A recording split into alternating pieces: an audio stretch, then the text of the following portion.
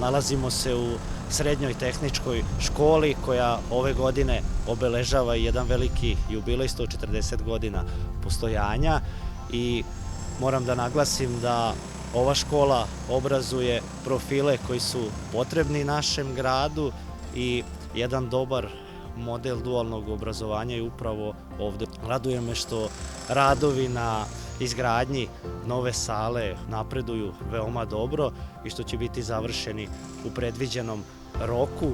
Problem koji je star više godina i sala koja nije bila godinama korišćena u 2023. godinu dobit će jedan lep i moderan izgled.